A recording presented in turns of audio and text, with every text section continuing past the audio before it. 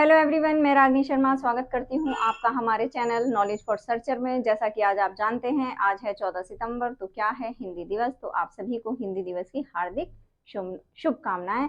Proud to be Indian and proud to be on your language, है ना। तो चलिए, हम बात कर रहे थे 10th क्लास के हिस्ट्री के 3rd चैप्टर की, और आज हमारा टॉपिक है लेट 19th सेंचुरी कोलोनियलिज्म। अच्छा, इसमें जो है ना, प्रोनाउंसिएशन में हम इसकी स्पेलिंग पे एक साथ यहाँ तक और फिर लिज्म लास्ट में अलग पढ़ते हैं, तो कोलोनियलिज्म होता है ये वर्ड। ठीक है, अब बात करते हैं कि ये क्या था। देखो, अगर हम 19th सेंचुरी की बात करते हैं, लेट 19th सेंचुरी की बात करते हैं, तो टेक्नोलॉजी डेवलप हो गई थी, सी रूट्स डेवलप हो गए थे, नई कंट्रीज ढूंढी जा चुकी थी, लोग मूव कर रहे थे अपने डेवलपमेंट के लिए, बेटर कंडीशन के लिए। लेकिन एक बात और होती है, जब पावर आ जाती है ना, less power less corruption, more power more corruption. अब यहाँ पे करप्शन वो करप्शन है जब कंट्रीज के अंदर डिजायर हो गई कमजोर कंट्रीज पर होल्ड करने की, है ना। इसका अगर हम मीनिंग देखते हैं तो इसका मतलब होता है उपनिवेशीकरण। उपनिवेशीकरण यानी एक कंट्री दूसरी कंट्री पर होल्ड कर लेगी। ये जो होल्ड होता है इकोनॉमिकल होता है, यानी हम उसकी अर्थव्यवस्था पर कंट्रोल करते हैं, लेकिन ये डिपेंड करता है कि कंट्री कितनी वीक है ना। जैसे इंडिया में ईस्ट इंडिया कंपनी मार्केटिंग के लिए आई थी, लेकिन धीरे धीरे धीरे धीरे उसने क्या करा, पहले मार्केट पे फिर पॉलिटिकली भी इंडिया पर अपना होल्ड कर लिया था। तो यहाँ पर यही है एनसीईआरटी में, trade flourished and market expanded but it was dark side also. यानी ट्रेड फ्लोरिश्ड हो रहा था, ट्रेड बढ़ रहा था, मार्केट भी एक्सपेंड हो रही थी, लेकिन इसका एक डार्क साइड भी था। तो क्या डार्क साइड था? In many part of the world economy also meant a loss of freedom and livelihood. ठीक है, वर्ल्ड की इकोनॉमी में बहुत जगह हमें देखने को ऐसा मिलेगा कि लोगों ने अपने फ्रीडम को खो दिया।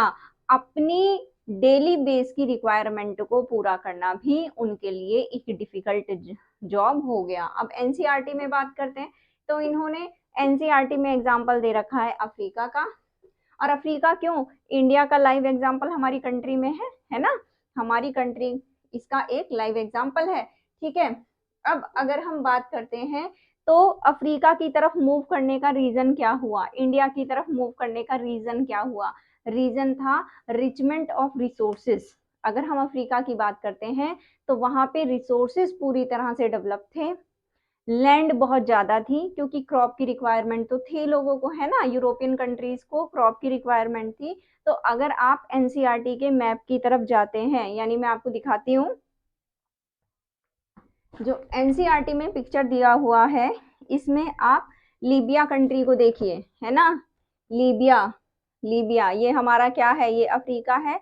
लीबिया को आप देखिए, तो लीबिया में आपको क्या लगेगा, जैसे किसी ने स्केल से लाइन ड्रॉ कर दिया हो, स्केल से, है ना, स्केल से लाइन ड्रॉ कर दिया गया है।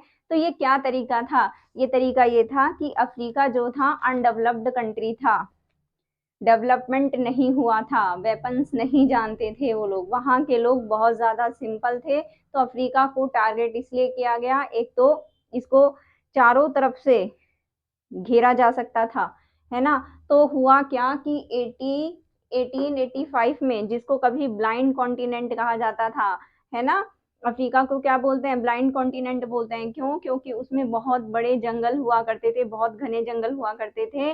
पहले अफ्रीका के अंदर एंटर करने की हिम्मत ही नहीं हुई किसी कंट्री की। तो इन लोगों ने क्या करा, चारों तरफ से, मैप को देखो, चारों तरफ से थोड़ा थोड़ा थोड़ा एरिया पर होल्ड करना स्टार्ट हो गया। रीजन क्या था? रीजन ये था कि यहाँ पर क्या थी, ट्राइबल्स थे, जनजातियां थी, जंगल थे, है ना। तो इस तरह से इन लोगों ने इसके अंदर होल्ड करना स्टार्ट किया।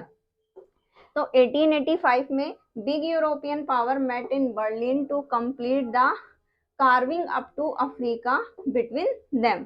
ठीक है। 1885 में बर्लिन में मीटिंग हुई, बड़ी बड़ी ताकत शक्तियों की, पावर, यहाँ पे पावर का मतलब है बड़ी बड़ी कंट्रीज ने मीटिंग की अफ्रीका को लेकर, और किस तरह से अफ्रीका पर होल्ड किया जाएगा, जिसे कहते हैं बंदरबाट, है ना, सब जिसके हिस्से में जितना आया उसने अपने होल्ड में उसको ले लिया। अब कौन कौन था, ब्रिटेन था, फ्रांस था, बेल्जियम था, जर्मनी था, स्पेन था, यूएस था। तो अगर इसमें से देखा जाए तो ब्रिटेन, फ्रांस, जर्मनी, ये तो वो कंट्री हैं जो इंडिया में भी आई थी। तो इन लोगों ने क्या करा, अफ्रीका की तरफ मूव किया और अपनी इच्छा के अनुसार, अपनी ताकत के दम पर अफ्रीका के बहुत सारे पार्ट पर अपना होल्ड कर लिया। नेक्स्ट टॉपिक इज रिंडरपेस्ट और कैटल प्लेग। अब रिंडरपेस्ट और कैटल प्लेग क्या है? ये रिंडरपेस्ट और कैटल प्लेग वो डिसीज है जिसमें जो एनिमल होता है, एक एनिमल से दूसरे एनिमल को होने वाली डिसीज है। ठीक है। अब जब इसकी एंट्री हुई अफ्रीका में, तो अफ्रीका की कंडीशन बहुत ज़्यादा खराब हो गई। तो पहले पार्ट में मैंने बताया कि अफ्रीका क्या है। अफ्रीका एक ऐसी कंट्री है जो अनडेवलप्ड है, वहाँ पर जो पीपल है वो बहुत ही सिंपल है, लैंड बहुत वास्ट नंबर में है, पॉपुलेशन कम है, उन लोगों की लाइफ का हिस्सा है जानवरों को पालना, वो ही उनकी इकोनॉमी है और वो पूरी तरह से नेचर पे डिपेंड है। अब यूरोपियंस एंटर कर गए कहाँ, अफ्रीका के अंदर। ठीक है। इससे पहले भी हम गए हैं, चैप्टर में देख चुके हैं कि जब कोई जाता है तो अपने साथ साथ अच्छाइयाँ और बुराइयाँ दोनों लेके जाता है। तो अफ्रीका में एंट्री होगी रिंडरपेस्ट की, जो वहाँ की इकोनॉमी को पूरी तरह से डिस्टर्ब कर देगा। ठीक है। तो अभी क्या है, in Africa in 1890 fast spreading of rinderpest has a terrifying impact on the people livelihood and total economy। यानी उनकी इकोनॉमी कैसे डिस्टर्ब हुई, क्योंकि वो पूरी तरह से कैटल पर डिपेंड करते थे। अब रिंडरपेस्ट ने क्या किया, नंबर ऑफ एनिमल्स को खत्म कर दिया। In Africa people rarely work for a wages. Africans क्या थे भाई, वो काम करना पसंद नहीं करते थे, क्योंकि वो पूरी तरह से नेचर पर डिपेंड थे, तो वो पैसे को इतनी वैल्यू ही नहीं देते थे।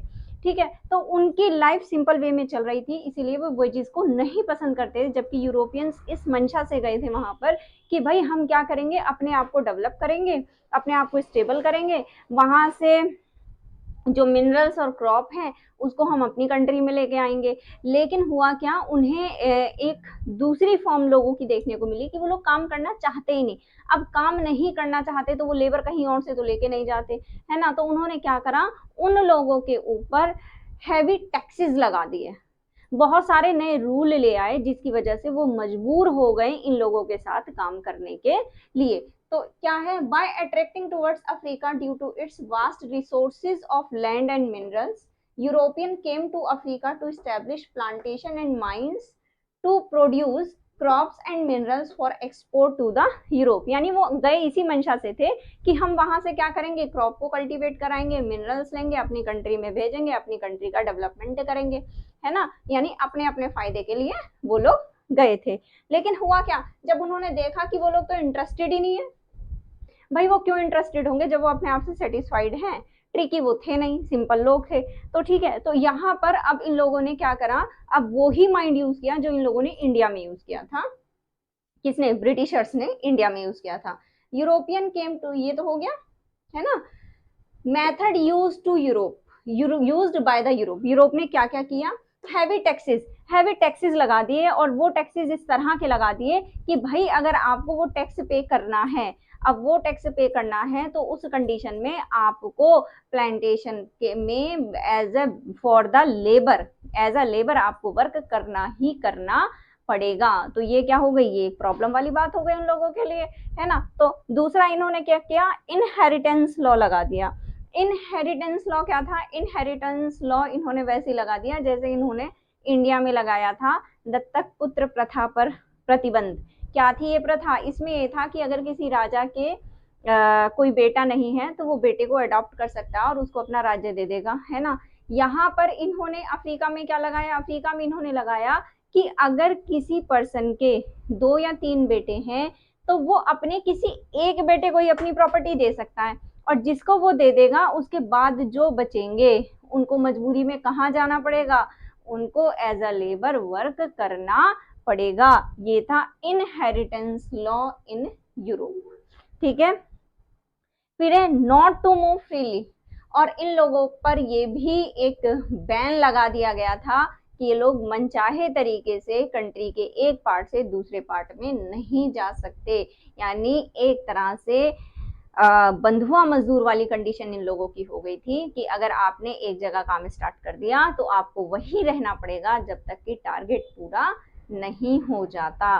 तो ये मेथड थे जो यूरोपियंस ने उन लोगों पर लगाए। अब और बुरा क्या हो गया, वहां पर प्लेग की डिसीज आ गई, कैटल प्लेग की डिसीज आ गई, है ना। इससे क्या होगा कि जो लोग इनके रूल्स में नहीं फंसे थे, अब वो भी जो है इस डिसीज की वजह से इनके अंडर आ जाएंगे। क्यों आ जाएंगे, इसलिए आ जाएंगे क्योंकि वहां की इकोनॉमी पूरी तरह से कैटल पर ही डिपेंड थी। और ऐसा कहा जाता है कि इस डिसीज के फैलने के बाद 90% कैटल जो थे वहां के पूरी तरह से खत्म हो गए थे।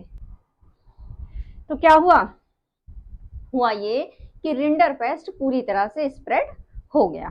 ठीक है, अब rinderpest it was carried by the infected cattle imported from British Asia to feed Italian soldiers. अब ये पहुंचा कैसे था, तो भाई ब्रिटिश एशिया से इटालियन सोल्जर्स वो इटालियन सोल्जर्स जो अफ्रीका में रह रहे थे, तो उनकी फूड की रिक्वायरमेंट को पूरा करने के लिए जो कैटल का सप्लाई किया गया, उसमें कुछ कैटल्स ऐसे थे जिनको प्लेग की डिसीज हो रही थी, है ना। तो जब प्लेग की डिसीज हो रही थी तो इन एनिमल्स से वहां के एनिमल्स में ये डिसीज हो गई।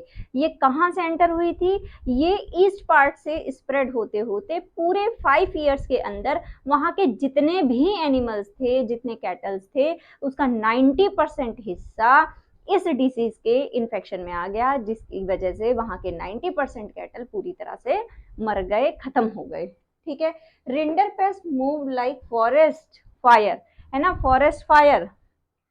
फॉरेस्ट फायर यानी जंगल में लगी आग की तरह फैला। It killed 90% of the cattle, यानी 90% कैटल वहां के खत्म हो गए। The loss of cattle destroyed African livelihoods. अब क्या था, उनकी जीविका का साधन यही था भाई, लाइवलीहुड्स उनका क्या था, कैटल पे डिपेंड थे, है ना। तो पूरी तरह से डिस्ट्रॉय हो गया। Planters, mine owner and colonial government now successfully monopolise. अब क्या हुआ, जो उनकी प्रॉब्लम थी वो पूरी तरह खत्म हो गई। जो लोग लेबर नहीं करना चाह रहे थे वो भी अब जो है इन लोगों के यहाँ काम करने लगे। इस तरह से अफ्रीका पर यूरोपियन कंट्रीज का होल्ड हो गया। ये रिंडर पेस्ट वैसे ही पहुंचा था अफ्रीका के अंदर जैसे स्मॉल पॉक्स कहाँ पहुंचा था, अमेरिका के अंदर। ठीक है, आई होप ये वाला सेक्शन आपको क्लियर हो गया होगा।